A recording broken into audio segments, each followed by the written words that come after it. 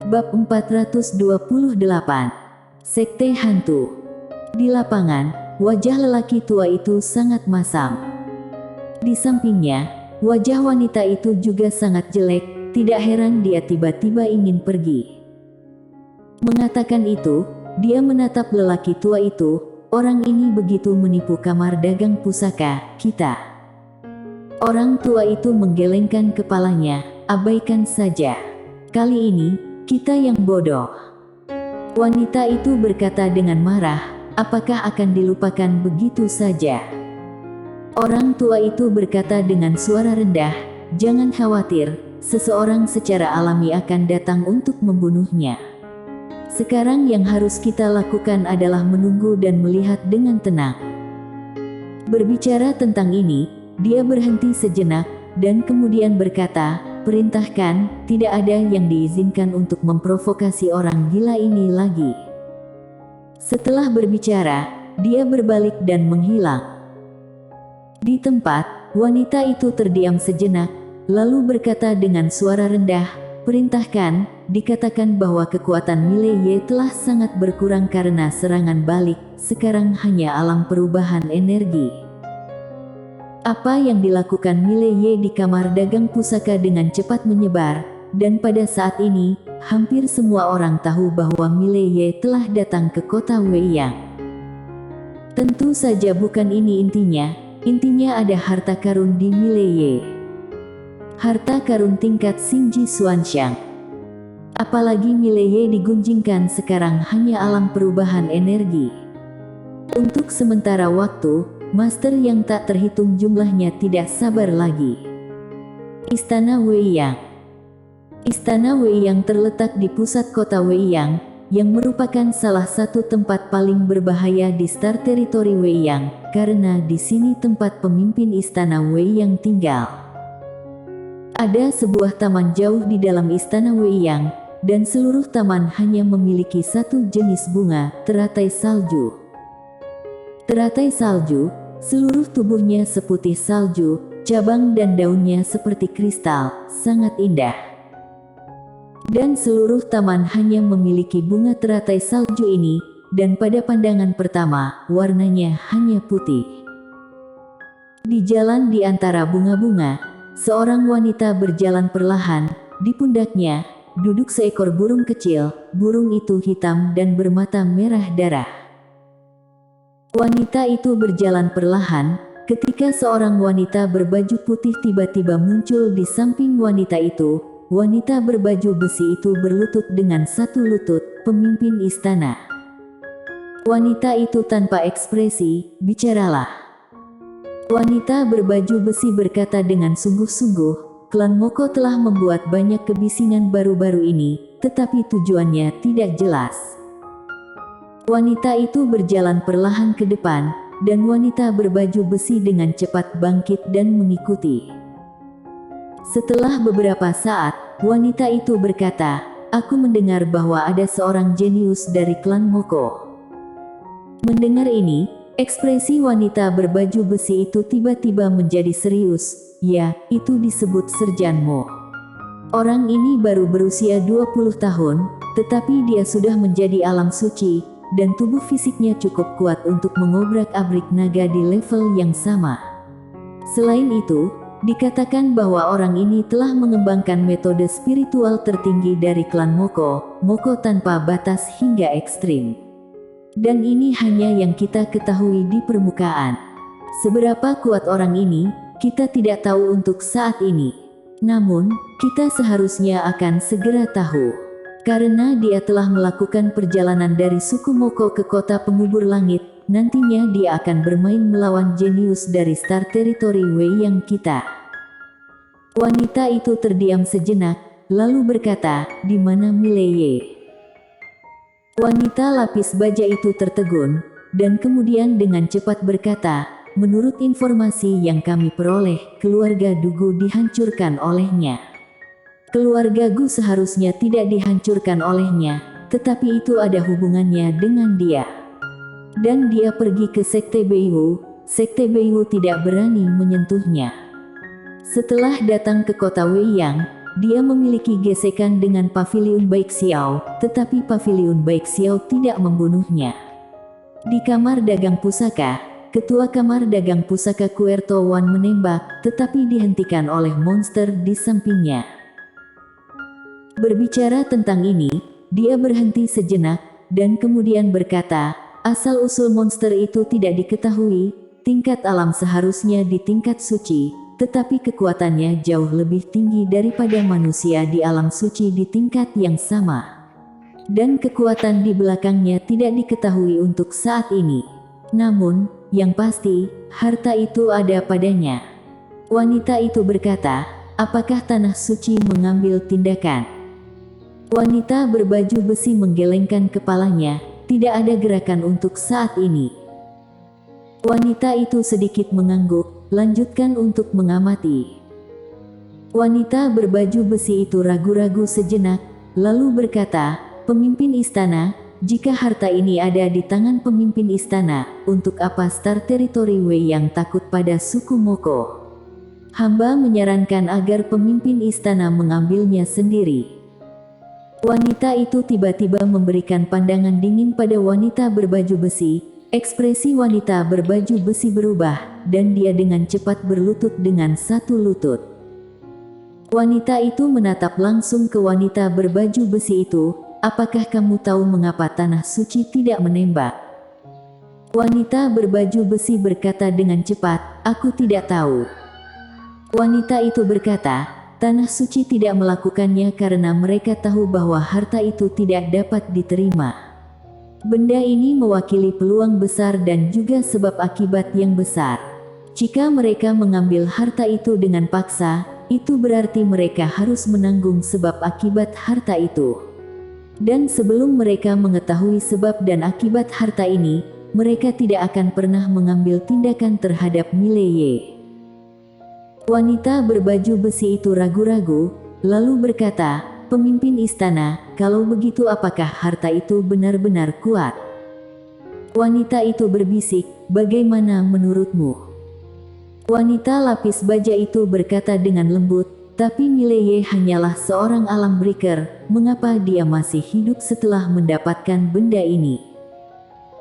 Mata wanita itu perlahan tertutup, itu karena ada seseorang di belakangnya. Dan orang itu secara paksa menghentikan sebagian besar sebab dan akibat dari benda ini untuknya. Wanita berbaju besi itu menundukkan kepalanya sedikit, hamba mengerti. Wanita itu berkata dengan lembut, apakah kamu sudah mengetahui keberadaan saudara perempuannya? Wanita lapis baja itu berkata dengan sungguh-sungguh, adiknya diselamatkan oleh orang misterius dalam perjalanan kembali ke keluarga Gu oleh master dari keluarga Gu. Orang ini seharusnya orang dari sekte hantu. Wanita itu sedikit mengernyit, dan setelah beberapa saat, dia berbisik, lanjutkan untuk menyelidiki. Wanita berbaju besi itu mengangguk, ya. Wanita itu berkata, pergilah. Wanita berbaju besi memberi sedikit hormat dan mundur. Setelah wanita berbaju besi itu pergi, wanita itu melihat ke ujung langit, membuat orang bertanya-tanya apa yang dia pikirkan. Di restoran, di kamar, Mileye menatap tumpukan cincin penyimpanan di depannya dengan senyum lebar di wajahnya. Ini yang dia dapatkan di kamar dagang pusaka. Di antara mereka, ada lebih dari 36 juta kristal murni ungu. Selain yang dia miliki, sekarang dia memiliki hampir 70 juta kristal murni ungu. Selain itu, ada 3 harta karun tingkat suci, dan beberapa perlengkapan lainnya. Dia masih merasa sedikit disayangkan, karena dia terburu-buru, dia tidak mengambil semuanya dari kamar dagang pusaka, jika tidak, pasti lebih dari itu. Namun, dia sudah mendapatkan banyak hasil. Seolah memikirkan sesuatu, Mileye melambaikan tangan kanannya, dan 9 pedang energi spiritual negatif tangan muncul di depannya. Ketika 9 pedang energi spiritual ini muncul, aura dingin tiba-tiba muncul di lapangan, seperti berada di gudang es. Melahap. Mileye berpikir sejenak, lalu menggelengkan kepalanya. Jika dia melahap 9 pedang energi spiritual negatif ini, dia pasti akan bisa mendapatkan dorongan besar, tetapi dengan cara ini, dia tidak akan memiliki pedang untuk digunakan. Pedang di puncak menara tidak bisa digunakan, dan pedang penakluk jiwa juga memiliki batasan. Yang bisa dia gunakan sekarang adalah pedang energi spiritual ini dan pedang spiritual. Saat itu, roh pedang penakluk jiwa tiba-tiba berkata, "Mengapa majikan muda tidak menggabungkan 9 pedang ini menjadi satu pedang?" Mendengar ini, Mileye tercengang, lalu berkata, "Bisakah?" Roh pedang penakluk jiwa berkata, "Ya, aku dapat membantu majikan muda, tetapi aku memiliki sedikit permintaan dan aku berharap majikan muda akan setuju." Mileye berkata dengan cepat, "Permintaan apa?" Roh pedang penakluk jiwa berkata, "Karena tubuh pedangku khusus, aku perlu menyerap jiwa untuk memberi makan diriku sendiri. Jika majikan muda membunuh orang di masa depan, jangan hancurkan jiwanya, bisakah memberikannya kepada aku? Jika lawan kekuatannya bagus, aku juga bisa membantu majikan muda secara gratis untuk memurnikan hantu." Mileye membeku sesaat, lalu mengangguk cepat, "Tentu saja tidak masalah." Pada saat ini, dia merasa bahwa roh pedang penakluk jiwa ini sangat bagus. Pedang yang bagus. Akan sangat bagus jika pedang di puncak menara bersikap pengertian.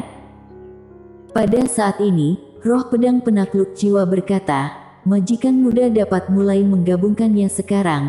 Aku akan menggunakan kekuatan jiwa aku untuk membantu majikan muda, seharusnya tidak menjadi masalah besar." Mileye mengangguk, dia mulai mengoperasikan pedang 9 tangan, dan segera, di bawah manipulasinya, pedang spiritual energi negatif 9 tangan mulai perlahan bergabung. Lelah. Pada awalnya, Mileye merasa sangat sulit, karena 9 pedang spiritual energi semuanya diringkas dengan kekuatan enek spiritual negatif, dan kekuatan spiritual negatif sangat sulit dikendalikan, terutama jika 9 pedang energi spiritual negatif ini dipadatkan menjadi satu pedang. Untungnya, roh pedang penakluk jiwa mulai membantu, dan kekuatan jiwa yang kuat berkumpul di depannya. Dengan bantuan roh pedang penakluk jiwa, dia tiba-tiba merasa jauh lebih mudah. Begitu saja, waktu berlalu sedikit demi sedikit, sekitar 1 hari kemudian. Bersenandung. Sebuah dengungan pedang terdengar tiba-tiba, namun menghilang seketika. Mileye, yang sedang duduk bersila di tempat tidur, berdiri perlahan, dan pada saat ini, sebuah pedang melayang di depannya. Pedang energi spiritual negatif. Dan pedang spiritual energi negatif ini berbeda dari yang sebelumnya. Pedang spiritual energi negatif ini lebih besar dari 9 pedang sebelumnya, dan aura yang dipancarkan darinya beberapa kali lebih kuat. Roh pedang penakluk jiwa tiba-tiba berkata, "Majikan muda, pedang ini sekarang dianggap sebagai kualitas peri, tetapi masih sedikit lebih buruk dari yang ditetapkan dewamu." Mileye tersenyum, "Terima kasih." Roh pedang penakluk jiwa berkata, "Majikan muda terlalu sungkan." Mileye berkata, "Ngomong-ngomong, aku harus memanggilmu apa?" Roh pedang penakluk jiwa berkata, "Pemilik sebelumnya memanggil aku roh pedang penakluk jiwa, majikan muda juga bisa memanggil aku roh pedang penakluk jiwa." Omong-omong, majikan muda, lantai 5 di menara ini sangat berbahaya. Majikan muda seharusnya sudah merasakannya dari awal. Lantai 5. Wajah Mileye muram. Zheng Jian sangat kuat, tapi dia hanya berada di lantai 4, bisa dibayangkan betapa menakutkannya lantai 5.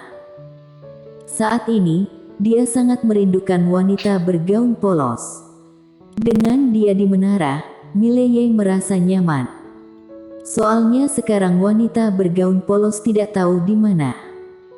Setelah beberapa saat, Mileye menggelengkan kepalanya, setelah menemukan Lindsay, dia harus menemukan aturan Tao. Orang-orang ini juga takut pada aturan Tao. Aturan Tao. Memikirkan hal ini, Mileye tiba-tiba duduk, dia hampir melupakan satu hal.